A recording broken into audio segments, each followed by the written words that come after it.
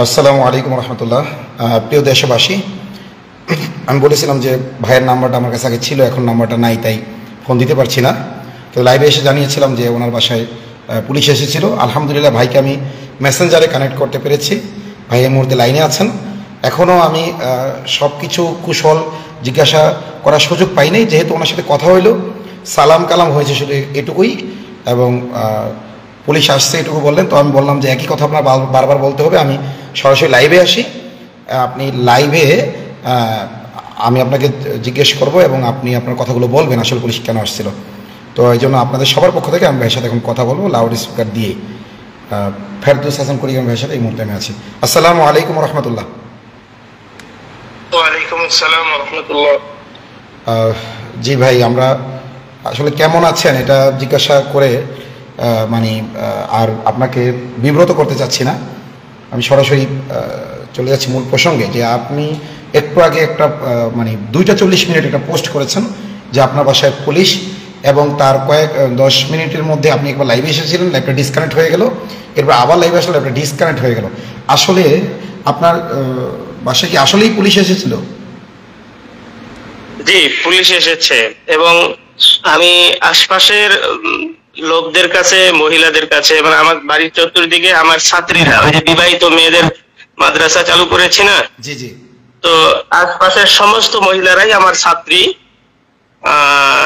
ওরা বিষয়টা ওরা সবাই চলে আসছে আমাদের বাড়িতে খোঁজ খবর নেওয়ার জন্য। তো তারা বললো যে রাত 1টার পর থেকে পুলিশ মানে আমাদের বাড়ির চতুর্দিকে ঘেরাও করে রেখেছে। আচ্ছা, তারা রাত 1টার পর থেকে টের পেয়েছে, আর আপনি টের পেয়েছেন কখন? আমি রাত 2টা 35-এর দিকে, 40-এর দিকে টের পেয়েছি। আচ্ছা আচ্ছা, জি, এবার বলেন। 2টা 40, ওই যখন আপনি পোস্ট করেছেন তখনই আপনি কিভাবে টের পেলেন এটা বলেন। আমাদের বাড়িতেই আমার ভাইয়ের স্ত্রী আমাকে দরজায় ধাক্কা দিয়ে খুব আওয়াজ দিয়ে বলতেছিল যে পুলিশ এসেছে। তো আমি তো আবার খালি শরীরে কারোর সামনে যাই না, পাঞ্জাবি পরেছি, আর ঘরের ভিতরে লাইট অফ করে দিয়েছি। আমি একটু কাজ করতেছিলাম, কিছু আমাদের আজকে এক জায়গায় ধর্মসভা আছে, প্রশিক্ষণ কর্মশালা আছে, সেখানকার জন্য কিছু প্রস্তুতি নিচ্ছিলাম। তো ভিতরে ফ্যান দেওয়া ছিল, যার কারণে আওয়াজ পাইনি, বাইরের যে হট্টগোল আওয়াজগুলো এটা পাইনি, যার কারণে আমার বাড়ির লোকজনই আর কি পরবর্তীতে আমাকে ডাক দিয়ে দেয়। আচ্ছা, পুলিশ এসে আপনাকে ডাকে নাই? না, পুলিশ এসে ডাকাডাকি করে নাই। ডাকাডাকি না করে আমাদের বাড়ি, একটা বিষয় না বললেই নয়, আমার বাবা ময়মনসিংহ তো নয়, এটা হলো পাকুন্দিয়া থেকে হিজরত করে 60-এর দশকে আর কি আমাদের কুড়িগ্রাম জেলায় আসে। বাবার একটা মিশন পর্দা চালু করা এবং দ্বীন প্রচার করা। জি, আমার বাবা লালবাগ থেকে দাওরা কমপ্লিট করেছেন। আমাদের বাড়িতে, আমাদের কুড়িগ্রামের সর্বপ্রথম পর্দা চালু হয় আমাদের বাড়িতে।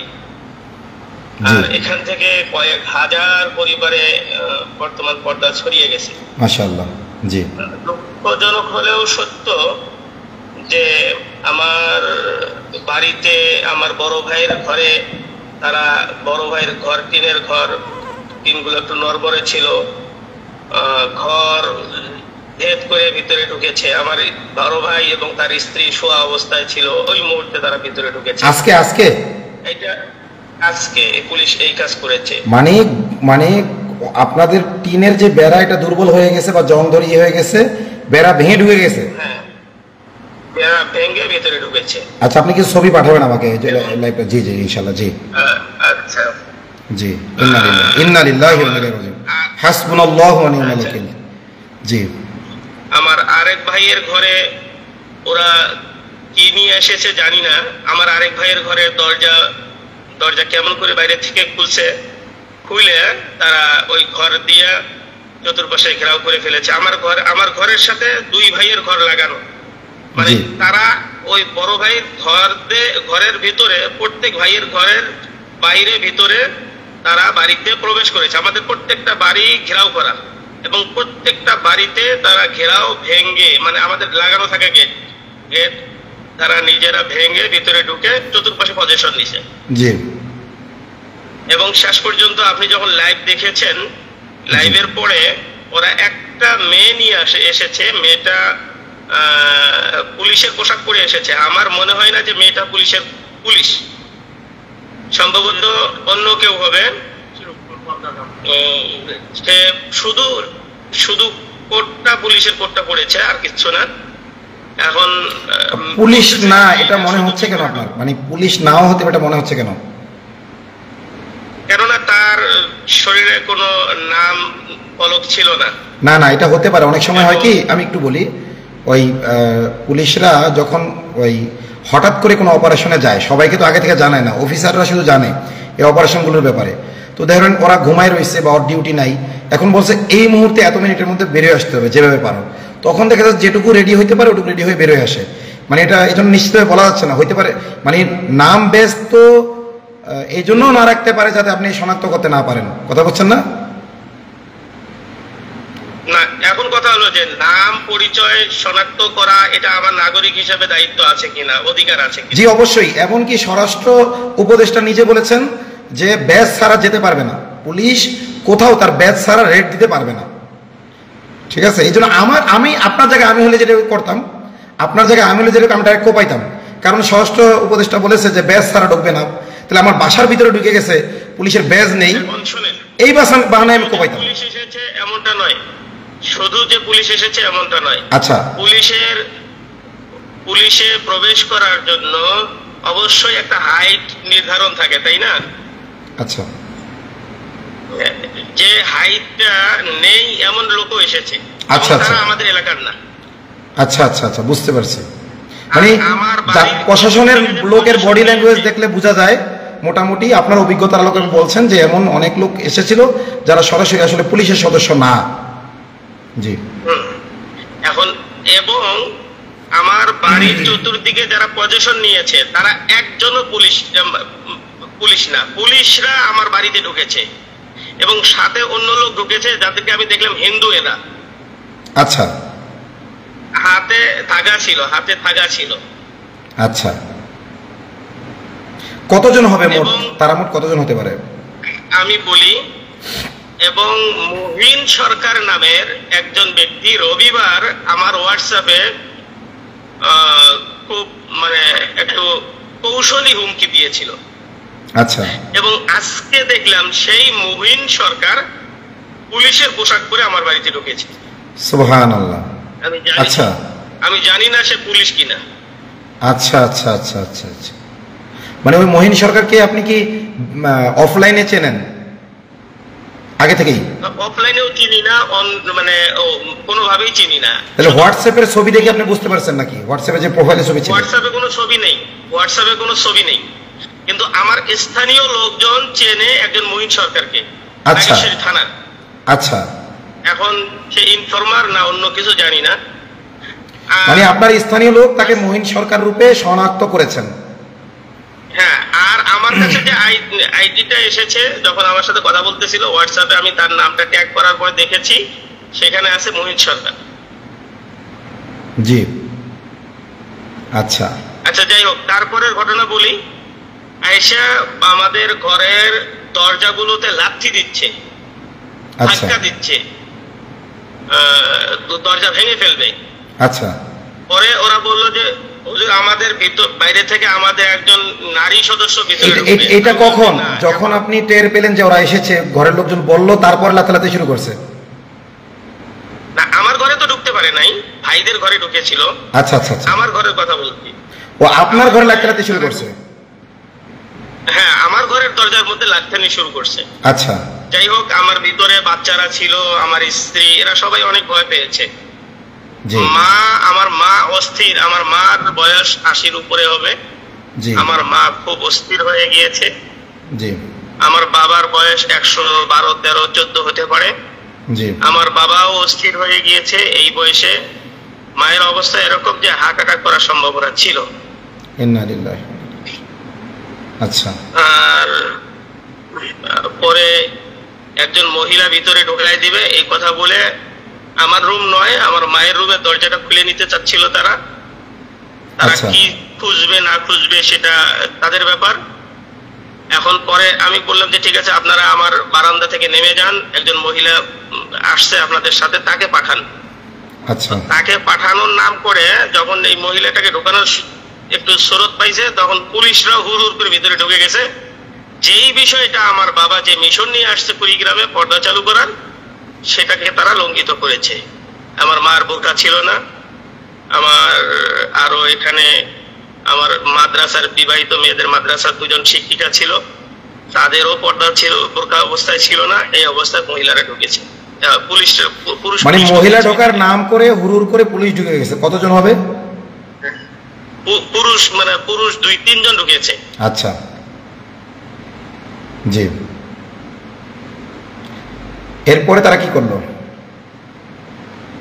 এরপরে আমাকে দরজা খুলতে বলতেছিল, আমি আমার রুমে দরজা কখনোই খুলি নাই এবং বলছি যে আমার রাইট আছে, আমি সকাল পর্যন্ত অপেক্ষা করব, আপনারা থাকেন।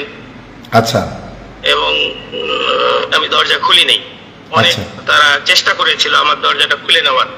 আচ্ছা। যখন আশপাশ থেকে অনেক লোকজন জমা শুরু করে দিয়েছে, তারা বললো যে আমরা একজনকে 2 জন মেয়েকে খোঁজার জন্য আসছি, আপনার বাড়িতে খুঁজে পাইলাম না, আমরা চলে যাই।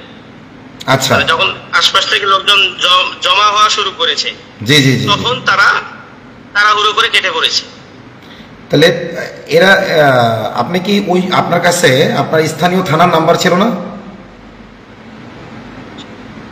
থানার নাম্বার, থানা থেকেই ওরা এসেছে এবং তারা বলতেছে আমরা নাগেশ্বরী থানা থেকে এসেছি। ভাই থানা থেকে এসেছে বলেছে এক জিনিস, আর এটা হলো যে রিয়েলি থানা থেকে এসেছে। মান বলি শোনেন, থানা থেকে আসলেও কালকে দেখবেন এটা অস্বীকার করবে যে থানা থেকে আসি নাই। কথা বুঝতে পারছেন? সামনে থেকে থানার নাম্বারগুলো রাখবেন, এসপির নাম্বার রাখবেন, ডিসির নাম্বার রাখবেন। এগুলো জরুরি, একজন বিশেষ করে আমাদের যারা দায়ী আছে আমাদের জন্য জরুরি। কেন? ওরা সাহায্য করুক আর না করুক, আমরা বলতে পারবো যে জানাইছিলাম। কথা বুঝতে পারছেন? এরা দায়িত্ব অবহেলা করেছে, সামনে থেকে রাখবেন। দ্বিতীয়ত বিষয় হলো আপনার লাইভটা বারবার ডিসকানেক্ট হয়ে গেছিল কেন? শুধু লাইভ নয়, আমি বিভিন্ন জায়গায় কল দেব, কলও ডিসকানেক্ট হচ্ছিল। তার মানে ওরা জ্যামার নিয়ে আসছিল, আমি এটা ধারণা করেছি। তবুও আমি নিজে থেকে না বলে আপনাকে আপনার মুখ থেকে এটা শুনতে চাইলাম। ওরা জ্যামার সাথে নিয়ে আসছিল। বারবার বিভিন্ন জায়গায় ফোন দেওয়ার চেষ্টা করেছি, এমনকি 999-এ ফোন দিয়েছি, ফোন কেটে যায়। 999-এ ফোন দিয়েছি আমি, কিন্তু ফোন কেটে যায়। যতবার চেষ্টা করেছি ততবার কেটে গেছে। লাইভটা সবাই শেয়ার করবেন প্লিজ। এটা অত্যন্ত গুরুত্বপূর্ণ একটা বিষয় এবং দেশ যে কোন পরিস্থিতিতে আছে আমার মনে হচ্ছে এমনও হতে পারে যে ইন্ডিয়া আমাদের উপর একটা ক্র্যাকডাউন চালাবে। এর আগে আমাদের যারা নেতৃত্ব দিতে পারে, যারা আমলওয়ালা, আখলাকওয়ালা, ইমানদারদেরকে ওরা হয়তো আগে থেকে শেষ করতে যাচ্ছে। তো যাই হোক, আমি হুজুর আপনাকে পরামর্শ দিব। আচ্ছা, পরামর্শটা পরে দিই। আপনার আরো কিছু বলার আছে কিনা আগে বলেন, তারপরে আরেকটা বিষয় বলি, না বললেই নয়। জি। আমার বাড়ির যে চতুর্দিকে ঘেরাও করেছে, ওখানে পুলিশের যে অপরিচিত লোকের সংখ্যাটাই বেশি ছিল এবং প্রত্যেকের হাতে লাঠি ছিল। আচ্ছা আচ্ছা আচ্ছা আচ্ছা, তার মানে আপনাকে ওরা হত্যা করতে গেছে। কারণ আপনার কিন্তু মাঝে মাঝে কিছু স্টোরি আমি দেখি, কারণ আপনার সাথে পরিচয় ওই যে আপনাদের মাদ্রাসায় একটা গরু দিছিলাম, মাদ্রাসায় নাকি আপনাদের গ্রামবাসীর জন্য মনে দিছিলাম, মনে আছে? আমি কিন্তু আসলে ওইভাবে লাইক কমেন্ট করার অভ্যাস নাই কারো জরুরি ছাড়া। আমি আপনার এইগুলো দেখি, তখন দেখলাম যে আপনি এত কষ্ট করতেছেন, এই যে নৌকা দিয়ে পার হয়ে আবার হেঁটে যাচ্ছেন, আবার নৌকা পার হচ্ছেন এত এত কিলোমিটার। আসলে আমি একটা অলস মানুষ, আমি চিন্তা করলাম যে এই ভাই কাজ করতেছে। তো আমি কিছু প্রবাসী ভাইয়ের মাধ্যমে আপনাকে ওই গরুটা পাঠাইছিলাম। এরপরে হয়তো আপনার সাথে আর আমার সরাসরি আর কথাবার্তা মনে হয় নাই কখনো, তাই না? কিন্তু আমি আপনার কাজগুলো দেখি, অ্যাপ্রিসিয়েট করি, অন্যদের বলি এই যে এইসব জায়গায় যাওয়া দরকার, এইসব জায়গায় কাজ করা দরকার, সব ঢাকামুখী। আজকে আপনার পাশে যে আরও কয়েকজন দায়ী থাকতো তাহলে আপনার শক্তিটা আরও বাড়তো। তো যাই হোক, আপনার সন্তানদেরকে আল্লাহ তাআলা বড় বড় দায়ী হিসাবে কবুল করেন। এবং এটাতে আমরা মুমিন, আমাদের তো আসলে ভয় পাওয়ার কিছু নাই। আমরা তো মরলেও আল্লাহর জন্য, বাঁচলেও আল্লাহর জন্য, তাই না? ইন্না সলাতি ওয়া নুসুকি ওয়া মাহইয়ায়া ওয়া মামাতি, সব তো আল্লাহর জন্য। তো যেহেতু আমরা আল্লাহর জন্য, আমাদের ভয়ের কিছু নেই। তবে বিষয় হইল যে আমরা একজন নাগরিক হিসেবে যেই অধিকার পাই সেটা তো আসলে আমরা পাচ্ছি না। এবং আপনি আমি আপনার কি নাগেশ্বরী থানা এর নাম্বার আছে আপনার কাছে? নাগেশ্বরী থানার ওসি সাহেবের নাম্বার থাকার কথা। আচ্ছা, আমার কাছে পাঠাইবেন, ঠিক আছে? আমার কাছে পাঠাইবেন, এবং অথবা সামনে যদি আজকের মধ্যে যদি কিছু হয় আমার নাম্বার দিয়ে দেবেন, বলেন যে বৈষম্যহীন কারামুক্তি আন্দোলনের প্রতিষ্ঠাতা উনি, বৈষম্যহীন কারামুক্তি আন্দোলনের প্রতিষ্ঠাতা আতাউর রহমান বিক্রমপুরী সাহেব কথা বলবে। কথা বলছেন? সরাসরি দিয়ে আমার নাম্বারটা আপনাকে আমি দিয়ে দেবো ইনশাল্লাহ, মেসেজে এটা রাখবেন। এরপরে আপনার এসপি ডিসি এদের নাম্বার রাখবেন। আর একটা বিষয় হলো, যেহেতু জ্যামার রাখতে পারে, আপনার বাসা আশেপাশে সিসি ক্যামেরা লাগাবেন এবং লাইট জ্বালায় রাখবেন, বাইরের লাইটগুলো, বুঝতে পারছেন? সব লাইট জ্বালানো ছিল, সারা রাত জ্বালানো। সিসি ক্যামেরা আছে আপনার? না, সিসি ক্যামেরা বাড়ির পর্দার খেলাপ হবে, এই জন্য সিসি ক্যামেরা লাগানো হয়নি। না, বাইরে লাগাবেন অন্তত, ভিতরের কথা বলিনি, বাইরে আপনার বাড়ির চতুর্পাশে, ধরেন চারপাশে লাগাইলেন এরকম, মানে যেদিকে লোক ঢুকতে পারে। অথবা কিছু লাইট না থাকলে ওই যে কিছু সিসি ক্যামেরা আছে আপনার অটোমেটিক নড়াচড়া দেখলে জ্বলে ওঠে। আর আমার লাইভটা যারা দেখছেন তারা এই ভাইয়ের কাছে, ফেরদৌস হাসান কুড়িগ্রামী ভাইয়ের নিরাপত্তার জন্য কিছু সিসি ক্যামেরা দরকার, আপনারা সরাসরি ভাইয়ের কাছে পাঠিয়ে দিতে পারেন। আমার আইডিতে ওনার আইডি মেনশন করা আছে, আমার পেজে না, আইডিতে মেনশন করা আছে। জি জি, সিসি ক্যামেরা আল্লাহ তাআলার ফজলে আমি নিজে কিনতে পারবো, সমস্যা নেই। না না, আপনি কিনতে পারেন, ঠিক আছে। আপনি তো দিনের পথে অনেক খরচ করেন, এই জন্য আমি বললাম অন্যদেরকে মুমিন ভাই হিসেবে যদি কেউ সহায়তা করে, এই জন্য। এছাড়া কিছু না হুজুর, আপনি ছোট হবেন না এতে। আমি বলতে চাইছি, যেহেতু আপনি এটা তো দিনের পথে কাজ লাগে, আমরা মাদ্রাসা, আমরা প্রতিষ্ঠান, এবং আপনি যেটা বললেন যে আপনার ভাইয়ের বেড়া দুর্বল হওয়ার কারণে ভেঙে ঢুকে গেছে, তার মানে আপনারা দিনের পথে এত স্যাক্রিফাইস করতেছেন। দেখেন, সব কথা বলা লাগে না। আপনাদের অবস্থা তো ওই যে মানে যে ইয়ারিফুহুমুল জাহিলু আগনিয়া মিনা তাআফফুফ, আপনারা না চাওয়ার কারণে, নিজের হাজত জরুরত পেশ না করার কারণে জাহেলরা ধনী মনে করে, কিন্তু আপনার ভাইয়ের বেড়া ঠেলা দিয়ে জালেমরা ঢুকে গেল, তার মানে দুর্বল। অথচ ইসকন মন্দিরগুলো দেখেন কত কেল্লার মতো করে গড়ে তুলছে। আমাদের যেমন আল্লাহর প্রতি ভরসা করা উচিত, ঠিক তেমনি আসবাবও গ্রহণ করা উচিত। আপনাদের ভিতরে টিনের বেড়া থাকুক। আমি কিছু মিশনারি এলাকায় গেছি, বুঝছেন, সফর করছি। আমি দেখছি খ্রিস্টানদের যেই আস্তানাগুলো আছে, ওরা চারিদিক দিয়ে বড় বড় উঁচু দেয়াল করে রাখছে, জেলখানার মতো দেয়াল করে রাখছে, বুঝছেন। এই জন্য ওরা যদি ওদের নিরাপত্তার জন্য বা ওদের শয়তানি ভিতরে ভালো মতো করার জন্য করতে পারে, তাহলে আমরা আমাদের, যেহেতু প্রশাসনের নিরাপত্তা দিচ্ছে না, আমাদের নিরাপত্তার জন্য এটা জরুরি। মানে আমিও করি না, আমার সামর্থ্য নাই, কিন্তু আমি মনে করি নিরাপত্তার জন্য এটা করা ভালো। কেল্লার মতো বাড়ির চারপাশে, ভিতরে আপনার টিনের বেড়া থাকুক, ভিতরে ভাঙাচোরা থাকুক, চারপাশে যে সম্ভব হয়। এবং কেল্লায় এমনভাবে বানাইতে হবে সিঁড়ি দিয়ে যেন দেয়ালে ওঠা যায়, আগের দিনের সিস্টেম। কথা বলছেন?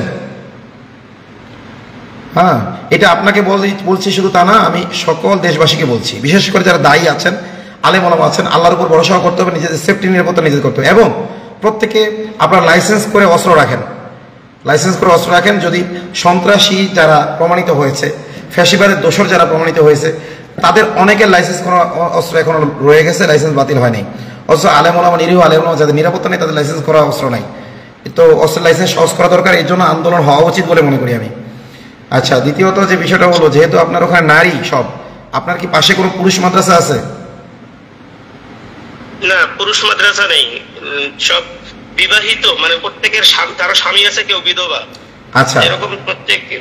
আচ্ছা, তাহলে আপনি তাদেরকে আত্মরক্ষার যে ট্রেনিং, আপনার যে ট্রেনারের প্রয়োজন হয়, আমি পাঠিয়ে দেবো ইনশাল্লাহ, বুঝতে পারছেন? জি, তাকে সামান্য কিছু খরচ দিলেই হবে। আমাদের দিনী ভাইদের মধ্যে একেবারে ব্ল্যাক বেল্ট ট্রেনিং আছে, মানে ব্ল্যাক বেল্ট পাওয়া, জাতীয় পুরস্কার প্রাপ্ত এমন দিনী ভাই আছে। কথা বলছেন? তারা হয়তো একসময় জাহেলিয়াতের ভিতরে ছিল, এখন দিন বুঝতে পারতেছে। এরকম ট্রেনার প্রয়োজনে ইনশাল্লাহ আমি পাঠানোর চেষ্টা করব। শতভাগ কথা দিতে পারতেছি না, তো তাদের তো শিডিউলের ব্যাপার আছে, বুঝতে পারছেন? আপনি নিজেও ট্রেনিং নেবেন, এবং আপনার দিনী ভাই যারা আছে তাদেরকে, এটা গোপনীয়তার তো কিছু নাই ভাই, গোপনীয়তার কিছু আছে? মেয়েরা পর্যন্ত ট্রেনিং নিচ্ছে। আপনি দেখেন যে ঢাকা বিশ্ববিদ্যালয় ডাকসু নির্বাচন হইল, ওখানে আমার একটা পরিচিত, আমরা আমাদের আত্মরক্ষার জন্য এবং শারীরিক সক্ষমতা বৃদ্ধির জন্য অবশ্যই প্রশিক্ষণ নিতে পারি, চাহে সরকারি উদ্যোগে হোক আর বেসরকারি উদ্যোগে হোক, নিতে পারি। জি, তো ওই যে ডাকসু নির্বাচন করছে, আরমান নাম একটা ছেলে, সে আমার মুসল্লি ছিল, তো সে মেয়েদের পর্যন্ত ট্রেনিং দেয়। জায়েজ না জায়েজের বিষয়টা ভিন্ন, আমি সেটা বলছি না, আমি বলতেছি মেয়েরা পর্যন্ত প্রকাশ্যে ট্রেনিং নিচ্ছে। তাহলে আমরা পুরুষ জাতি, আমাদের অবস্থা কি, যেখানে মেয়েরা পর্যন্ত ট্রেনিং নিচ্ছে, আমাদের পুরুষদের ট্রেনিং নেই। আমরা হুজুররা বড় বড় ভরি বানাইতেছি, আপনাকে বলতেছি না ভাই, আমি লাইভের মাধ্যমে সবাইকে বলতেছি, বুঝতে পারছেন? তো আমাদের হুজুরদের পরিবারের প্রত্যেকটা সদস্যের ট্রেনিং থাকা উচিত। আমি বলতেছি যাতে আল্লাহ আমাকেও তৌফিক দেয়, আমিও যে খুব ট্রেনিং নিয়ে ফেলছি বিষয়টা এমন না। আমাদের সন্তানদেরকে ট্রেনিং দেওয়া উচিত, আমাদের স্ত্রীদেরকে পর্যন্ত ট্রেনিং দেওয়া উচিত। এবং আমি তো মনে করি এখন পর্দার সাথে আমাদের স্ত্রী এবং আমাদের কন্যাদের পর্যন্ত মোটরসাইকেল চালানোর ট্রেনিং দেওয়া উচিত। কারণ বিপদে আপদে পড়লে, আমি এখন ধরেন একটা বিপদে আছি, আমার স্ত্রীরা যে নিরাপদ জায়গায় যাবে চাইলে তারা আমার মোটরসাইকেল চালিয়ে চলে যেতে পারবে, তাই না? কিন্তু যদি তারা না জানে, আমাদের অনেক পর্দাশীল বোনের আছে সাঁতার জানে না, এই জিনিসগুলো আমাদের এখন সতর্ক হওয়া দরকার। সাহাবীরা কিন্তু এমন ছিলেন না, প্রয়োজনে সাহাবী মহিলারা যুদ্ধ করেছেন না, যুদ্ধের ময়দানে গেছেন না, প্রয়োজন হয়েছে যখন। স্বাভাবিক অবস্থায় তো নারীরা যাবে না, কিন্তু প্রয়োজন হলে তাদের যেতে হবে। অন্তর নিজের ইজ্জতটা তো রক্ষা করতে হবে। এই যে আজকে যেটা ঘটে গেছে আপনার বাসায়, এটা তো কালকে আরো এটা তদন্ত করতে হবে, কিন্তু এখনো পর্যন্ত যেটা বোঝা যাচ্ছে তারা ছিল সন্ত্রাসী। তবে প্রশাসনের সহযোগিতা অবশ্যই ছিল, প্রশাসনের আশকারা, প্রশাসনের সমর্থন ছাড়া তারা যাওয়ার সাহস কোনোভাবেই করতে পারে না। এবং যেহেতু আপনি বলতেছেন নাগেশ্বরী থানার কথা বলেছে, আপনি আমাকে ওই ওসির নাম্বারটা দিয়েন, এখনই আপনার সাথে কথা শেষে বা এখনই দেন, আপনি মেসেঞ্জারে কথা বলতে বলতে দেন, আমি লাইভে ওসির সাথে যোগাযোগ করতে পারি কিনা আমি চেষ্টা করব। আপনি লাইনে থাকেন, লাইনে থেকেই একটু মিনিমাইজ করেন, মিনিমাইজ করলে আপনি মেসেজ দিতে পারবেন আমাকে। জি, তো দেখেন আমাদের যে ফেরদাউস হাসান কুড়িগ্রামী ভাই, ইনি কিন্তু একজন সচেতন আলেম, যুগ সচেতন আলেম, একজন সচেতন নাগরিক, সুনাগরিক, তার সব কিছু প্রকাশ্যে, এবং উনি মাঝে মাঝেই পোস্ট করেন। ভাই শুনছেন? আপনি কিন্তু আপনার নিরাপত্তার আশঙ্কা নিয়ে প্রায় পোস্ট করতেন মাঝে মাঝে, আমি দেখতাম। আমি শুধু আমার কাজটাকে গোপন যেন না হয়, দেশবাসী যেন জানতে পারে আমি কি করি। জি জি জি, এইটার জন্য মাঝে মধ্যে আমার ইনফরমেশন গুলো আমি স্বেচ্ছায় ফেসবুকে দিয়ে থাকি। হ্যাঁ হ্যাঁ, অনেকে মনে করে আমরা ভাইরাল হওয়ার জন্য দেই, ই করার জন্য দেই, কিন্তু আমরা যে আমাদের নিরাপত্তা নিশ্চিত করার জন্য দেই, যে আমাদের 24 ঘন্টা আপ টু ডেট থাক, যাতে মানুষ জানতে পারে আমাদের কেন কি করা হইলো, যে আমাদের গোপন কোনো এজেন্ডা যে নাই, এটা যেন ক্লিয়ার থাকে। হ্যাঁ, আমরা যেমন নামাজের কথা বলি, আমরা যেমন রোজার কথা বলি, হজের কথা বলি, জাকাতের কথা বলি, এরকম মজলুম মুক্তির জন্য জিহাদের কথা আমরা বলি, এটা তো ইসলামের বিধান। এটা মানে এটা আমার মনে হয় যে আমরা কাজগুলোকে গোপন না করে প্রকাশ্যে করার কারণে অনেকটা তারা ঘরে বসে থেকে তথ্য পায়। দিলেও আমরা তো কাজ করতেছি আল্লাহর জন্য, জি জি, আমরা আল্লাহকে খুশির জন্যই কাজ করতেছি। আর আমাদের ইসলামে তো কোনো গোপন বিষয় নাই। আমি একটা জিনিস খুব ভালো করে বুঝেছি, সেটা হলো যে হিন্দুরা যখন মুসলমান হয়, খ্রিস্টানরা যখন মুসলমান হয়, তখন তারা আর নিজেদের ধর্মে ফেরত যায় না। এটার কারণটা কি? এবং দীর্ঘদিন পর্যন্ত গবেষণা করার পরে বুঝতে পেরেছি এতটুকু, যে তারা তো অবশ্যই আল্লাহর তৌফিকে তারা আর ফিরে যায় না, অবশ্যই আল্লাহর তৌফিকে তারা আর ফিরে যায় না। কিন্তু তারা যে ইনফরমেশনটা নেয়, যে অন্য ধর্ম যারা প্রচার করে তারা অনেক জিনিস গোপন করে, অনেক জিনিস হাইড করে, অনেক জিনিস তারা গোপনে অনেক দুর্নীতিও করে। কিন্তু মুসলিমরা ধর্ম প্রচার করে, ইসলাম প্রচারের পরে তারা যে একজন মুসলমান হয়ে আসে, তাদেরকে নিয়ে কোনো গোপন কোনো মিশন চালায় না। তারা শুধু জাস্ট এখন তোমরা ইবাদত করো, নিজেদের জিন্দেগি তৈরি করো, স্পষ্ট ভাবে তাদেরকে আমাকে নিয়ে কোনো মিশন চালাচ্ছে না। জি জি, তো এই জিনিসটাই তাদের কাছে ভালো লাগে। আমার কথা হলো যে আমরা এই জন্যই অনেক ইনফরমেশন যেটা আমরা দিয়ে থাকি, যে আমাদের ভিতরে কোনো গোপন বিষয় নাই, আল্লাহ যে বিধান দিয়েছে ওই বিধানের উপর আমরা চলার চেষ্টা করি। এই বিধানগুলো এইরকম। দেখেন, আমি কিন্তু এর আগেও ওই যে কুকুরের বিষয়টা আমি ফেসবুকে দিয়েছি এই জন্য যে আমি তো জিনিসটা গোপন করে ফেলতে পারতাম, কারণ আমি আল্লাহর জন্য করেছি। প্রচার করেছি এই জন্য যে ওলামায়ে কেরামের পক্ষ থেকে ভালো কিছু পাওয়া যায় না, সব ওলামায়ে কেরাম আল্লাহমুখী, কিন্তু তাদের কাছ থেকে ফেসবুকে বা ইউটিউবে বা এরকম কোনো জায়গায় ভালো কিছু পাওয়া না যাওয়ার কারণে ওলামায়ে কেরামের প্রতি মানুষের বিদ্বেষ তৈরি হয়। এখন আলেমদের কিছু কাজ যেটা ওপেন করা দরকার, প্রচার করার দরকার, মানে সেকুলাররা সামান্য কিছু করে ওইটাকে যেভাবে প্রচার করে, আমরা অনেক কিছু করেও গোপন রাখি, যার কারণে মানুষ মনে করে হুজুরা কিছু করে না, এই কারণে আপনি প্রচার করেন, এটা বলতে চাচ্ছেন? জি জি ভাই, কাজ আল্লাহর জন্য, প্রচার অন্যের উৎসাহের জন্য, এতটুকু আমার মাথায় আছে। জি জি জি, জি জি। আচ্ছা, যাই হোক, জি হযরত, আমি আপনাকে এতটুকু অন্ততপক্ষে বলতে পারি যে আমি আল্লাহর জন্যই কাজ করতেছি। জি। আমি কখনোই ভয় পাই না, কিন্তু গোবরকে কেউ ভয় পায় না, গোবরকে এড়িয়ে চলে।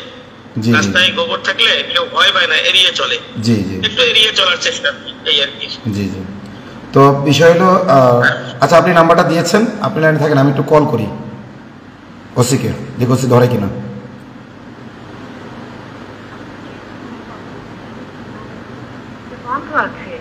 গ্রামীণফোন নাম্বারে ওয়েলকাম টু সেট করতে ডায়াল করুন স্টার। দেখেন, একটা ওসি, থানার ওসি, এখানে এই নাম্বারটা কিন্তু সরকারি নাম্বার। এখানে ওসি না থাকলে তার অবর্তমানে এই মুহূর্তে থানায় যে দায়িত্বে আছে একজন তো থাকা বাধ্যতামূলক। এই যে রাতের বেলা যে ডাকাত পরে বা কিছু পরে থানায় যে ফোন করবে, দেখেন ফোন ঢুকছে না, অথবা এটা কৌশলগত কারণে তারা নিজেরাই বন্ধ করে রাখতে পারে, যে আমাদের যেহেতু ওখানে একটা মিশন গেছে, তারা হয়তো ঘুষ খেয়ে জালেমদেরকে সুযোগ করে দিয়েছে, এই কারণে তারা নিজেরাই ফোনটা বন্ধ করে রাখছে। আবার এমনও হতে পারে, জি জি, আবার এমনও হতে পারে, ভাই লাইনে আছেন? আচ্ছা, ওসিরে ফোন দিলাম ভাই, ওসির নাম্বারে ঢুকলো না, বন্ধ আছে বলছে। এটা কয়েকটা কারণ হতে পারে। একটা হলো যে হতে পারে তাদের সাথে যোগসাজশ করে গিয়েছে, আপনি যেন ফোনে তাদেরকে না পান, এমন হতে পারে। আমি এক কাজ করি, আপনাকে এই কুড়িগ্রাম পুলিশ সুপারের নাম্বারটা দেই। জি জি, দেন দেন দেন দেন।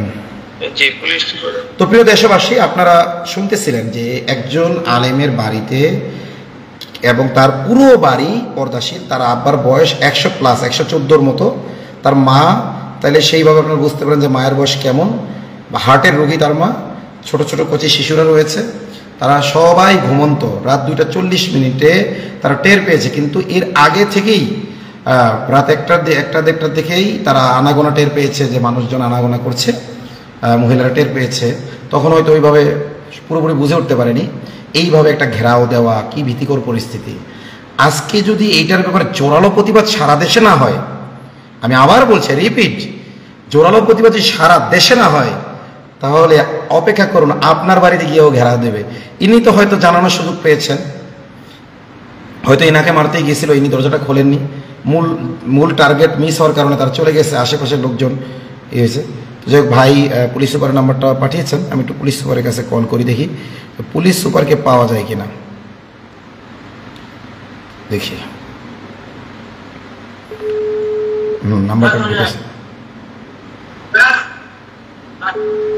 পুলিশ সুপারের নাম্বারে ঢুকেছে, দেখি কেউ রিসিভ করে কিনা। দেখেন, এখানে কিন্তু নিয়ম হলো রিসিভ করা, সে ঘুমায় থাকলেও তার পক্ষ থেকে কেউ রিসিভ করবে। এগুলো সরকারি নাম্বার, এগুলো বন্ধ করে রাখার অধিকার কারো নাই, এগুলো কারো ব্যক্তিগত নাম্বার না, ঠিক আছে? এগুলো জনগণের সম্পত্তি, এই নাম্বারগুলো, এবং আমাদের বেতন খেয়ে তারা চলে, আমাদের ট্যাক্সের টাকায় তারা চলে। হ্যাঁ, তাদের পরিবারের রক্ত মাংস হয় আমাদের ট্যাক্সের টাকায়। কারণ কি? তারা আমাদের নিরাপত্তা দেবে, তারা রেশন, তারা বেতন পায়, হাসিনা ডাবল বেতন করে দিয়ে গেছে, তারা রেশন পায়, সব কিছু পায়। হ্যাঁ, বাংলাদেশের 90% সম্পদ ভোগ করে এই প্রশাসনের লোকগুলো, কথা বোঝা গেছে? তারা আমাদের নিরাপত্তা দিচ্ছে না, এবং এটা একটা ট্রায়াল মিশন। এখানে যদি জোরালো প্রতিবাদ না হয়, তাহলে দেখবেন যে অবস্থাটা কি হয়। হ্যাঁ, তো যাই হোক, আমি কয়েকবার কল দিলাম পুলিশ সুপারের নাম্বারে। এখন আমি সার্কেল অফিসারকে একটা কল দেবো। ভাই সার্কেল অফিসারের নাম্বারও পাঠাইছেন। সার্কেল অফিসার মানে হলো এএসপি, পুলিশ সুপার, আর হলো অ্যাসিস্ট্যান্ট পুলিশ সুপার। মানে এদের কাজ হলো, মানে পুলিশ সুপারে তো পুরো জেলা পুলিশের দায়িত্ব থাকে, আবার কয়েকটা থানা আবার ভাগ করে দেওয়া থাকে সার্কেল অফিসার, যারা এই থানা থেকে ওই থানা দৌড়াদৌড়ি করে। হ্যাঁ, এদেরকে এএসপি বলে গ্রাম এলাকায়, এবং শহর এলাকায় এদেরকে ডিসি বলে। ডিসি মানে কিন্তু ডিস্ট্রিক্ট কমিশনার না, এই এখানে ডিসি মানে হলো ওই যে এএসপি। এই কলটি এখন রেকর্ড করা হচ্ছে। আসসালামু আলাইকুম ওয়া রাহমাতুল্লাহ। আপনি নাগেশ্বরী থানার এএসপি বলছেন? জি জি, সার্কেল অফিসার। জি, মাওলানা ফেরদাউস হাসান কুড়িগ্রামীকে চেনেন? মাওলানা ফেরদাউস হাসান কুড়িগ্রামী, তার নাম্বারটা আমি এখনই আপনাকে ফরওয়ার্ড করবো ইনশাল্লাহ। তিনি ফেসবুকে লাইভ করেছেন যে তার বাসায় কয়েকশো লোক গেছে পুলিশ পরিচয়ে। কথা বুঝতে পারছেন? আমি ওনার নাম্বার দিচ্ছি। বাজার। হ্যাঁ, আপনার বাসাটা কোথায় বলছি ভাই? আপনার বাসাটা কোথায়? হাসেম বাজার। হাসেম বাজার। হাসেম বাজার। পৌরসভা 8 নং ওয়ার্ড। হাসেম বাজার কি নাগেশ্বরী থানা? জি জি, হাসেম বাজার কোন থানা? নাগেশ্বরী থানার 8 নম্বর ওয়ার্ড হলো, মানে পৌরসভার 8 নম্বর ওয়ার্ড, হাসেম বাজার। হ্যাঁ, আপনি তো সার্কেল অফিসার, তো আপনার কি জানা আছে আপনাদের থানার পক্ষ থেকে এরকম কোনো মিশন গেছে? আমি বলি, আপনি এটা ওসিকে বলবেন। হ্যাঁ, ওসিরা ওই করে। ওসির নাম্বার বন্ধ, আমরা সন্দেহ করছি ওসি যোগসাজশ করে নাম্বার বন্ধ করে রেখেছে এবং তাকে হত্যা করার জন্য লোক পাঠিয়েছে। এটা কোথায়? এটা হাসেম, এটা কি নাগেশ্বরী থানার মধ্যে? হ্যাঁ হ্যাঁ, নাগেশ্বরী থানার মধ্যে। আপনি আচ্ছা, ওই নাম্বারটা কি ওসি নাম্বার পাচ্ছে? ওসি কি মোবাইল বন্ধ পাচ্ছেন? হ্যাঁ, ওসির মোবাইল বন্ধ পাইছি, এসপির মোবাইল খোলা পাইছি, কিন্তু এসপি রিসিভ করে নাই। আপনি রিসিভ করলেন, আপনাকে ধন্যবাদ। আচ্ছা, আমি একটু 1 মিনিট পর আপনার ফোন দিচ্ছি। আপনি হ্যাঁ, 1 মিনিট পরে আমাকে জানান ইনশাল্লাহ। আমি বৈষম্যহীন কারামুক্তি আন্দোলনের প্রতিষ্ঠাতা তাও রহমান বিক্রমপুরী বলছি। 1 মিনিটের মধ্যে জানাচ্ছি।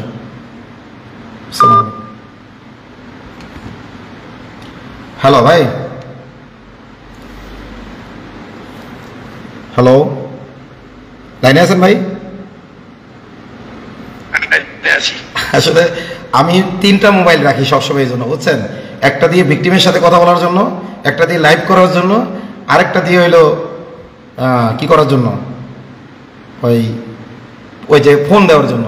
কিন্তু এখন 2টা দিয়ে কাজ চালাইতে হইতেছে, যার কারণে নেটটা এরকম হচ্ছে আর কি। মাঝে মাঝে যারা লাইভ দেখতেছেন, ভাই আমি সবসময় রেডি থাকি, আমি পাওয়ার ব্যাংক নিয়ে রেডি থাকি যাতে যে কোনো সময় লাইভে আসতে পারি, কারণ আমাদের এটা একটা অস্ত্র, প্রচারটা আমাদের একটা অস্ত্র। কথা বলছেন? হ্যালো। এবং অনেক সময় আমাদের ওই যে নেট ডিসকানেক্ট হয়ে যায়, একটা ফোনে 2টা সিম রাখলে দ্বিতীয় সিমে কল আসলে নেট ডিসকানেক্ট হয়ে যায়, এই জন্য সিমও আমি একটা করে রাখি। তো যাই হোক, এই কৌশলগুলো আমাদের দিনী ভাইদের উদ্দেশ্যে আমি আসলে শেয়ার করতেছি। তখন এখন আমরা নাগেশ্বরী যে সার্কেল অফিসার আছে তার সাথে কিন্তু আমরা কথা বললাম। উনি বললেন যে উনি 1 মিনিটের মধ্যে আমাকে জানাবেন। দেখি উনি কি জানায়। আপনারা লাইভে থাকেন এবং লাইভটা শেয়ার করেন, ঠিক আছে? এবং দোয়া করেন। এবং এই লোকটা কিন্তু ফোন রিসিভ করেছে এবং ঘুমন্ত অবস্থায় ছিল বেচারা, তাও রিসিভ করেছে। এবং সার্কেল অফিসার যেহেতু, আর এই যে থানার যে দায়িত্বে আছে, এই থানার দায়িত্বে যে অফিসার আছে, আমার কাছে মনে হচ্ছে সে যোগসাজশ করে লোক পাঠাইছে, বা সে নিজে গেছিল, তার মিশনে সে সাকসেস হতে পারে নাই, যার কারণে এখন সে বন্ধ করে রাখছে মোবাইল, যাতে হ্যাঁ সার্কেল অফিসার আবার ফোন ব্যাক করছে। রিসিভ করি। আসসালামু আলাইকুম। এখন রেকর্ড করা হচ্ছে। জি ভাই। আপনি ওসি নাম্বারটা লেখেন, আমার নাম্বারটা লিখবেন না? জি জি, ওসি নাম্বারটা বলেন। হ্যাঁ, 01320 01320 133 133 300 464 হ্যাঁ 464 464। আবার বলি আমি, হ্যাঁ, 01320 133 464। এটা দ্বিতীয় বিষয়ের নাম্বার হচ্ছে লাস্টে হচ্ছে 9 469। আচ্ছা, আরেকটা নাম্বার আছে যেটা 4 এর জায়গায় 9 হবে। 9 হবে, হ্যাঁ, ওইটা হচ্ছে দ্বিতীয় বিষয় ধরবে। Duty officer. আচ্ছা, আমি আপনাকে যেটা বলতে চাচ্ছি, আপনি তো সার্কেল অফিসার, আমরা তো আপনার কাছে কমপ্লেন করলাম যে এই ঘটনাটা। আমি ওই জায়গাগুলো, আমি নতুন তো, আমি ওই জায়গাগুলো চিনি না, ওরা ভালো বলতে। আপনি কতদিন যাবত গেছেন ওখানে? আপনি কতদিন যাবত গেছেন ওখানে? আজ প্রায় 6 মাস। 6 মাস। আপনার নাম? আমি বুঝলাম না, আপনি এভাবে আপনি কথা বলতেছেন, আমি তো আপনাকে হেল্প করতেছি। আমিও আপনাকে হেল্প করতে চাচ্ছি, নাম জানতে চেয়েছি, আর কিছু না, যাতে আমি বলতে পারি আপনার সার্কেল অফিসার অমুকের সাথে আমার কথা হয়েছে, এটা যেন বলতে পারি। মোহাম্মদ মোজাম্মেল হক। মোজাম্মেল হক। আমার ভয়েসটাই একটু কড়া, বা মানে আওয়াজ জোরে। আপনি আমাকে অসহযোগিতা করতেছেন, এরকম কোনো অভিযোগ আপনার ব্যাপারে আমার নাই। কথা বলছেন? জি। 9 হচ্ছে ডিউটি অফিসার। 9 হলো ডিউটি অফিসার এবং 64 হলো ওসি। ঠিক আছে, ধন্যবাদ ভাই। 4 লাস্টে। জি জি জি, 464। 464। জি, ধন্যবাদ। জি, ঠিক আছে।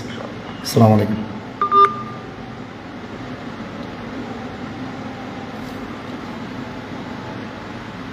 আমি এখন আরেকটা নাম্বার দিল, যেটা ভাই যে নাম্বারটা দিয়েছিল সরকারি নাম্বার, সেটা এটাও হয়তো সরকারি, হয়তো চেঞ্জ করছে, আরেকটা নাম্বার দিয়েছে, আমি এখন সেই নাম্বারে কল করছি।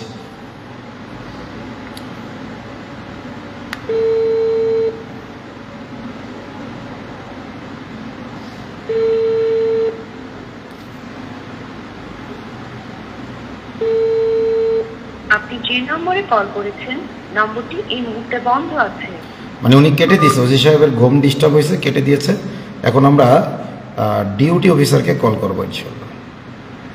এই একই নাম্বার, শুধু শেষে 9 যুক্ত করতে হবে।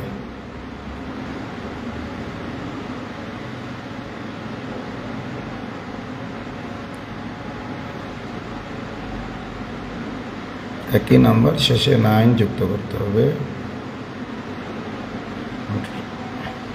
আপনারা সবাই লাইনে থাকেন এবং লাইভটা শেয়ার করেন।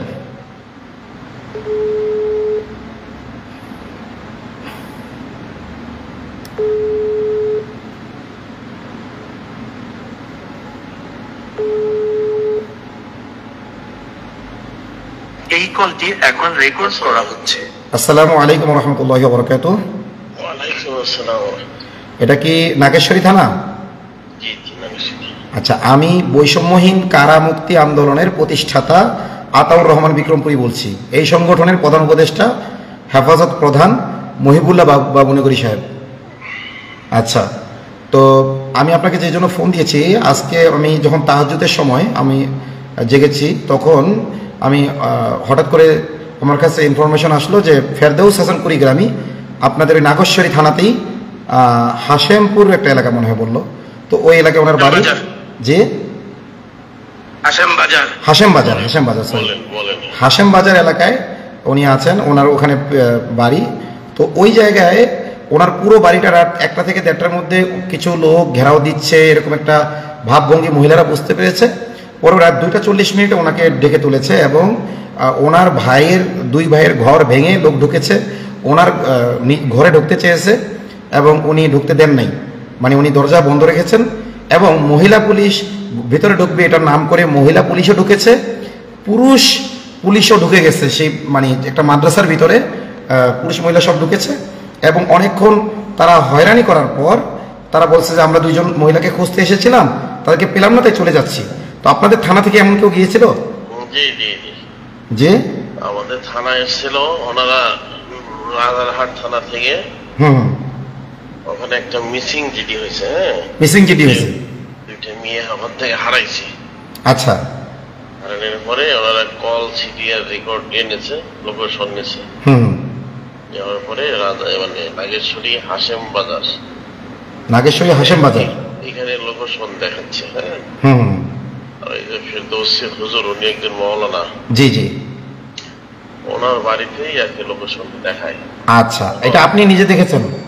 আমাদের থানাতে তখন ওনারা আসছে। না, এই যে লোকেশন ট্র্যাকিং করেছে, তারা করেছে না আপনি করেছেন? প্রশাসন করেছে? তারাই করেছে। আচ্ছা, যারা বাদী তারা বলতেছে যে ওই জায়গায় আছে, বাদী পক্ষ। বাদী, হ্যাঁ বাদী পক্ষ, রাইট, মানে প্রশাসন ট্র্যাকিং করে নাই, বাদী করছে। জি, বুঝলাম। হ্যাঁ, বাদী পক্ষের ইনফরমেশনে জি মামলার যে আয়ো, জি, যে দারোগা, উনি হলো তথ্য কনফার্ম করে থানায় আসছে। ওনার নাম কি? আয়োর নাম কি? ওনার নাম হলো জুয়েল। আয়োর নাম জুয়েল। আচ্ছা আচ্ছা, এখানে আসছিল ওরা হলো 5-6 জন ওই থানা থেকে, আর আমাদের এই থানা থেকে। আচ্ছা, এক করে এই মামলার বাদীকে ওখানকার যে একটা ওই মেয়ের বাবা। বাদী নাম কি তার? এখন তো নামটা স্মরণ নাই। আমি আপনাকে তথ্য দিই, কয়েকদিন আগে, সম্ভবত 2 দিন আগে ওনাকে। আপনার কোথায় থেকে বলছিলেন? আমি কোথায় আপনার? জি, আমার বাসা ঢাকা মুন্সিগঞ্জ। আমার নাম আতাউর রহমান বিক্রমপুরী, আমার বাসা ঢাকা মুন্সিগঞ্জ। আমি বৈষম্যহীন কারা মুক্তি আন্দোলনের প্রতিষ্ঠাতা, যেটার প্রধান উপদেষ্টা হলেন মহিবুল্লাহ বাবুনগরী সাহেব। আচ্ছা, আর আমাদের ফেরদৌস ভাই, ওই হুজুর কি? ওই হুজুর একজন সাধারণ আলেম এবং তিনি দাওয়াতি কাজ করেন। বিশেষ করে ওনার হাতে অনেক মানুষ মুসলমান হয়েছে। এখন যে কথা বলছেন, উনি নাকি মনে হয় যে এরকমই করে, মানে আরো নাকি হিন্দু ধর্মের থেকে বেশ কয়েকটা নাকি মুসলমান বানাইছে। জি জি জি জি তথ্য আছে। জি জি, এটা শাহজালালের বাংলাদেশ। হযরত শাহজালাল রহমতুল্লাহ আলাইহি হিন্দুদেরকে মুসলমান বানাইছেন না? জি জি জি। তাইলে আপনারা যে বিমানবন্দরের নামে জিয়া আন্তর্জাতিক বিমানবন্দর বাদ দিয়া শাহজালাল আন্তর্জাতিক বিমানবন্দর দিলেন, তার এই কি অনবদ্য কৃতিত্বের কারণেই তো না? তাহলে শাহজালালের বাংলাদেশে শাহজালালের উত্তরসূরিরা তো হিন্দুদেরকে মুসলমান বানাবে এবং জোর করে বানাইছে, এরকম প্রমাণ আছে আপনার কাছে? জি আচ্ছা, এখন কথা হইল মাহিন সরকার, এই কুড়িগ্রামী ভাই নাম কি মাহিন সরকার? মহিন সরকার নামে এক ব্যক্তি, ওনার এই দাওয়াতি কাজ করার কারণে এক বিধর্মী ওনাকে হুমকি দিয়েছে। তো সেই লোকটাই আবার এই পুলিশের সাথে গিয়েছে, তাহলে আমরা ধরে নিতে পারছি ওনাকে হয়রানি করার জন্য তারা গিয়েছে। এখন আপনাদের প্রতি আমাদের চরম আপত্তি হলো, একজন বাদী পক্ষ বলল যে আমি অমুকের বাড়িতে ট্রেকিং করে পাইছি। প্রথম প্রশ্ন আপনাদের প্রতি, একজন সাধারণ নাগরিকের কাছে এই ট্র্যাকিং মেশিন কিভাবে আসে? নাম্বার ট্র্যাকিং করতে পারে আমরা জানি প্রশাসন ছাড়া নাম্বার ট্র্যাকিং করার অধিকার একজন সাধারণ নাগরিকের আছে কিনা এটা বলেন। না না, আপনি আইনের লোক, ব্রাদার প্লিজ, আপনি আইনের লোক, আপনার কাছে আমি জানতে চাচ্ছি। হ্যাঁ, আপনি সরি ডিউটি অফিসার। আমি হলো নাগেশ্বরী থানা ডিউটি অফিসার, রাইট। তো আপনার ডিউটি অফিসার, আপনি ডিউটিতে থাকা অবস্থায় একটা ঘটনা ঘটেছে। আমি আইনি ব্যাখ্যা চাচ্ছি আপনার কাছে যে একজন, আমি বলি শোনেন, আমি যদি এখন বলি আমি এখানে ট্রেকিং করে পাইছি, আমার একটা মেয়ে আছে, আমি ট্রেকিং করে পাইছি, আমার মেয়ে অমুকের বাড়িতে আছে, আপনি কি অমুকের বাড়ি ভাঙতে পারেন কিনা এটা বলেন। আমি ট্রেকিং করে পাইছি যে আপনার বাড়ির ভেতরে আমার মেয়ে আছে, আমি যদি এই অভিযোগ থানায় করি, তদন্ত ছাড়াই বেড়া ভেঙে ঢুকতে পারে কিনা ঘরের ভিতরে? আপনার মেয়ে যদি কোথাও থাকে, আপনি যদি ইনফরমেশন দেন বাংলাদেশ পুলিশকে, হ্যাঁ, পুলিশের সর্বোচ্চ আইনি যত পাওয়ার আছে সমস্ত পাওয়ার নিয়ে আপনার মেয়েকে উদ্ধারের জন্য চেষ্টা করবে, এটা আইনে বলা। আমি সেই পাওয়ারটাই জানতে চাচ্ছি, আপনি ঘেরাও করে রাখেন। শোনেন, ফ্যাসিবাদী আমলে আমাদের সাথে এটা করা হয়েছে, এই আমাকে আয়না ঘরে নেওয়া হয়েছে এই অপবাদ দিয়ে। আমি আমার যেই মসজিদে আমি ইমামতি করি, ঘটনাক্রমে ওই দিন ওই মসজিদে না করে আরেক মসজিদে ইমামতি করছিলাম, তখন প্রশাসন আমাকে ফোন দিয়ে বলে একটা বাচ্চা হারিয়ে গেছে, ওই বাচ্চাটা আপনার মাদ্রাসায় আছে কিনা এটা আমরা দেখতে আসছি। তখন আমি বুঝতে পেরেছি যে আমি কয়েকদিন আগে মুজিববাদের বিরুদ্ধে একটা বক্তব্য দিয়েছিলাম, সেই কারণেই হয়তো আমাকে গ্রেফতার করতে আসা হয়েছে। সাথে সাথে আমি ফেসবুকে লাইভ করেছি এবং আমি ওখানে গিয়েছি যে কোনো বাচ্চা আমার মাদ্রাসায় নাই। আমি যাওয়ার সাথে সাথে তারা মাদ্রাসায় ঢুকলো না, কিছুই করলো না, আমাকে সাথে সাথে গ্রেফতার করে গাড়িতে তুললো। গ্রামবাসী, স্থানীয় চেয়ারম্যান, মেম্বার সবাই ছিল, লাইভে ধরা পড়েছি। এরপরও নিয়ে আমাকে আয়না ঘরে গুম করছে। আপনাদের এই নাটকগুলো আমরা বুঝি, এই আইনের মায়ের পেজ আমাদেরকে দেখেন না। জুলাই পরবর্তী বাংলাদেশে আমরা এক একজন জীবন্ত লাশ, বলে দিলাম। আমি অফিসারের কাছে একটা বিষয় জানতে চাচ্ছি, কোন বাড়িতে যদি আপনার কাছে ইনফরমেশন আসে, তার কোনো গ্যারান্টি এখনো হয়নি, এই বাড়িতে মহিলা শিশু থাকা অবস্থায় রাত 2টার দিকে আপনারা অ্যাটাক করে তল্লাশি করতে পারেন কিনা, আইনের বৈধতা আছে কিনা?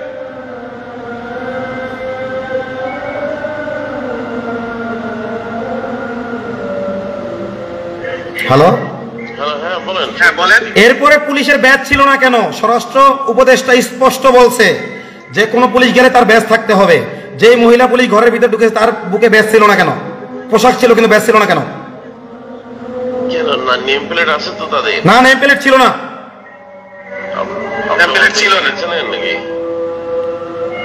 আপনাকে জানাইছেন এনারা জানাইছে যে কোনো, আমি তো জিজ্ঞেস করছি, পুলিশ না হয়ে তো অন্য কিছু হইতে পারে, আপনাদের নেম প্লেট ছিল কেন? বলছে নেম প্লেট ছিল না।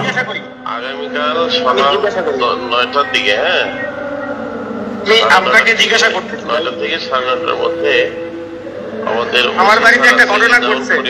ভাই চুপ করেন, ফেরদৌস ভাই চুপ করেন, ফেরদৌস ভাই চুপ করেন। পরে আমার কথা আগে শুনুন, কথা বলেন।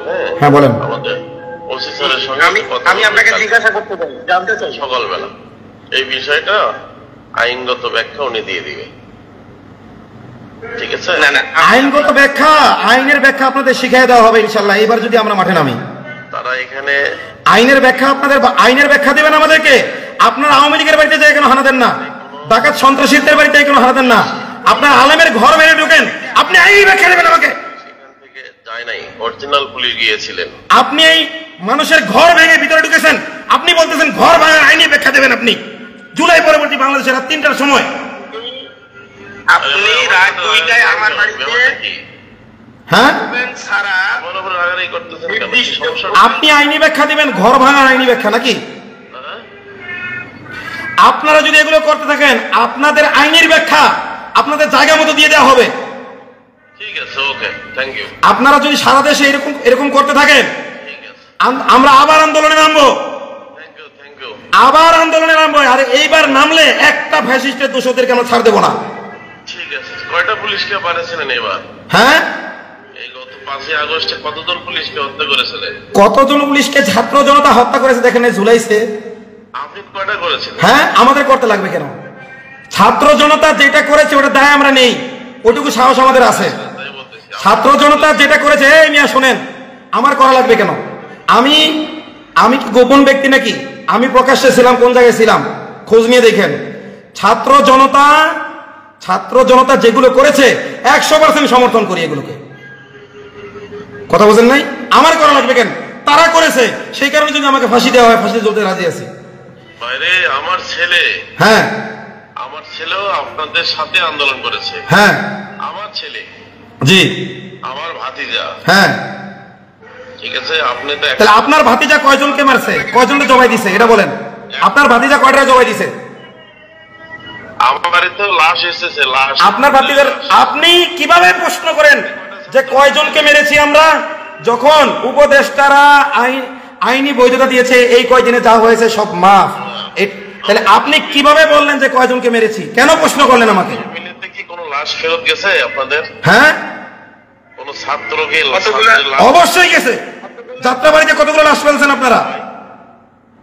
তারা আন্দোলন কে করছে? আমরা জীবন দিচ্ছি তো, আমরা অবশ্যই। আপনারা জীবন দিয়েছেন? আপনি তো দেন, আমার ছেলে তো দিছে, আমার ভাতিজারা দিছে। আপনার ভাতিজার আপনি এক জিনিস না, ওই ভাতিজাকে পাইলে আপনি নিজে গুলি করতেন। ঠিক আছে, দেখাবো ইনশাআল্লাহ। আমি বলি শোনেন, এরকম যদি আপনার এই যে দেখেন এই ভিকটিম কথা বলবে, ভিকটিমের সাথে কথা বলেন। ভাই আমি তো ডিউটি অফিসার, ভিকটিমের সাথে কথা বলেন। যাই নাই, আমার উপরে তো রাগারাগি করে তো ফায়দা নাই। আপনি বলবেন, এটা আপনার বলা উচিত ছিল যদি ঘর ভেঙে থাকে এটা ঠিক করে নাই।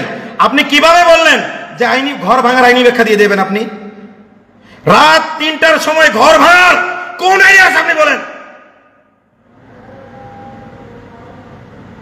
আমার দরজায় লাথি দিয়েছে, আমার ভিতরে মা 80 বছরের বৃদ্ধ, আর হার্ট অ্যাটাকের সম্ভাবনা দেখা দিয়েছে। আমার বাচ্চারা অসুস্থ হয়ে গেছে, ভয় পেয়ে গেছে, আমার স্ত্রী ভয় পেয়ে গেছে। রাত 3টার সময় আপনাদের যদি ট্র্যাকিং করে এখানে যদি আপনারা পেয়ে থাকেন তাহলে আপনারা দিনের বেলা আসেন। আপনারা রাত্রে বেলা বাড়ি ঘেরাও করলেন, যারা ঘেরাও করেছে প্রত্যেকের হাতে লাঠি, আর আপনারা আমাদের বাড়িতে আসলেন রাত 3টার সময়। এটা আইনি ব্যাখ্যা কি দিবেন আপনি?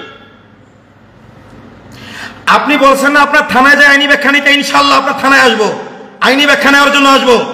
কুড়িগ্রামের যত মানুষ আছে সবাইকে রেডি থাকতে বলো, আপনার থানায় যাব, আপনার কাছে যে আমি আইনি ব্যাখ্যা নেব, আপনার ওসির কাছে আইনি ব্যাখ্যা নেব ইনশাল্লাহ। ঠিক আছে, থ্যাংক ইউ ভাই। আপনি ঘর ভাঙার আইনি ব্যাখ্যা দেবেন রাত 3টা বাজে। আপনি রাত 3টা বাজে নারী শিশুদেরকে হয়রানি করার আইনি ব্যাখ্যা দিবেন, মহিলাদেরকে বেপরদা করার আইনি ব্যাখ্যা দিবেন। ওকে ওকে, আপনার আইনি ব্যাখ্যা নিতে আসবো আমরা ইনশাল্লাহ। ঠিক আছে, ইনশাআল্লাহ। আপনি আতাউর রহমান বিক্রমপুরী এই নামটা মুখস্থ করে রাখেন। জি জি জি, সেভ করে আছে আপনার নাম্বারটা, এই মোবাইলে সেভ করাই আছে। হ্যাঁ ঠিক আছে, ওকে ঠিক আছে, আসসালামু আলাইকুম। হ্যাঁ, 999 বলেন।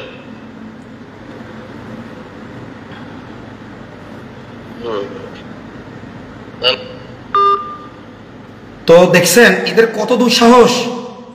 রাত 3টা বাজে একজন আলেমের বাড়িতে গেছে এবং তার দরজা লাথাইছে, তার ভাইদের ঘরের বেড়া দুর্বল ছিল ভেঙে ফেলছে এবং ওইটা আগেই ভেঙে ঢুকে গেছে, যখন তাকে পায় নাই তখন এটা করছে। তা আবার বলতেছে এটা আইনি ব্যাখ্যা দেবে। এবং সে আমাকে বলতেছে, আমাকে প্রশ্ন করে যে আমি কয়জনকে জুলাই আন্দোলনে মেরেছি। আমি নিজে কয়জনকে মেরেছি প্রশ্ন করি। এই প্রশ্ন উস্কানিমূলক প্রশ্নের মানে কি? এরা ফ্যাসিবাদের দোষর। এবং এই যে ওয়াকার আছে, আমি নিজে তদন্ত করেছিলাম তৌহিদ হত্যাকাণ্ডের তদন্ত। ফারদৌস ভাই, আপনাকে আমি ডিসকানেক্ট করে দিচ্ছি, আপনাকে আর দরকার নেই, আমি কিছু কথা বলবো, ফজরের সময় হয়ে গেছে, ডিসকানেক্ট করে দিচ্ছি, ঠিক আছে? জি জি, আমি মুরব্বীদের সাথে পরামর্শ করে জানাবো কি পদক্ষেপ নেওয়া যায় ইনশাআল্লাহ, ঠিক আছে? আসসালামু আলাইকুম। তো আমি নামাজে যাবো একটু পরে। আমি যেটা বলতেছিলাম আপনাদেরকে, এইটা নিয়ে সারা দেশে প্রতিবাদ হইতে হবে, সারা দেশে প্রতিবাদের আগুন জ্বালাইতে হবে, কোনোভাবেই এটাকে ছাড় দেওয়া যাবে না।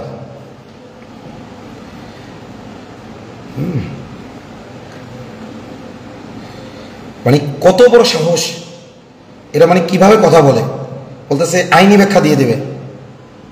সুবহানাল্লাহ। মানে মানে আমি ভাষায় প্রকাশ করতে পারতেছি না যে একজন আলেমের ঘর ভাঙলো, মহিলাদেরকে বেপরদা করলো, হার্টের রোগীকে ডিস্টার্ব করলো, বাচ্চাদেরকে নির্যাতন করলো মানসিকভাবে, আবার এটা আইনি ব্যাখ্যা দেবে। কোন আইনে আছে এই ব্যাখ্যা? বলতে থানায় আসেন, আইনি ব্যাখ্যা দিয়ে দেব।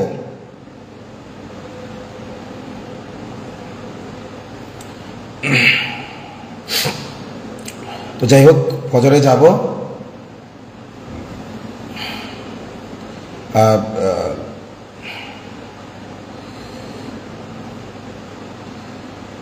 আসলে ভাষায় প্রকাশ করার মতো নাই। আমি হতভম্ব, ক্ষুব্ধ, এবং এই সকল পুলিশ, মানে আমাদের আর বসে থাকার কোনো সুযোগ নাই। আজকে ফেরদাউস হাসান পরিবার আমাকে যখন গুম করে, ঠিক সেম কাহিনী হয়েছে। আমাকে গুম করার সময় সেম কাহিনী হয়েছে। আমি যে মসজিদে নামাজ পড়ি সেই মসজিদে আমাকে পায় নাই তারা। আমি ঘটনাক্রমে ওই দিন ফজরের নামাজ আরেক মসজিদে পড়েছি, দাওয়াতি কাজে গেছি। হ্যাঁ, ওই সময় তো মানে বয়ান করার সুযোগ ছিল না হাসিনার আমলে, অন্য এই জন্য ফজরের সময় যেহেতু মুনাফিকগুলো যাইতো না, এই জন্য ফজরের সময় যাই আমি বয়ান করতাম। তো আরেক মসজিদে গেছি, নিয়মিত মসজিদে যেখানে নামাজ পড়ি সেখানে পড়ি নাই। ওই মসজিদটা ঘেরাও দিয়েছে, সিভিল ড্রেস, পোশাকদারি সব কিছু মিলাইয়া। তো ঘেরা দেওয়ার একটা পর্যায়ে আমি সেখানে যাই, মানে ওই আমাকে ফোন করে, যেহেতু আমাকে পায় না, মুসল্লিরা আমাকে ফোন করে দেয়, তখন আমি সেফ জোনে চলে যাই। পরবর্তীতে যখন আমি বুঝতে পারি যে আমার পরিবারকে নিয়ে তারা হেনস্থা করবে বা অন্যদেরকে নিয়ে হেনস্থা করবে, কমিটিকে নিয়ে হেনস্থা করবে এবং আরও কিছু কারণে, তখন আমি আবার স্বেচ্ছায় এসে ধরা দিই, যেহেতু আমি কোনো অপরাধ করি নাই। আমাকে প্রকাশ্য দিবালোকে নিয়ে গেছে এবং চেয়ারম্যানের কাছে স্টেটমেন্ট দিয়ে নিয়ে গেছে, এরপরও আমাকে নিয়ে গুম করছে। হ্যাঁ, তবে যেহেতু লাইভ করে আমি গ্রেফতার হয়েছি, এই কারণে এমন নির্যাতন করে নাই যে আমার অঙ্গহানি হয় বা আমি মারা যাই। এটাও তারা পরে বলেছে যে শুধুমাত্র লাইভ করার কারণে তুই বেঁচে গেছিস। হ্যাঁ, আপনি বেঁচে গেছেন, যার ভাষায় বলেছে কথা। হ্যাঁ, এরপর আমাকে বলেছে আপনাকে যদি ছেড়ে দেয় আপনি কি করবেন? ব্যক্তিগত কারণে আত্মগোপন করেছি, এই কথা বললে আমরা আপনাকে এমনি ছেড়ে দেবো, আপনাকে আমরা মামলা দেবো না। কিন্তু আমি কথা বলিনি। তো যাই হোক, লাইভটা সবাই শেয়ার করেন ইনশাআল্লাহ। আসসালামু আলাইকুম রহমতুল্লাহ।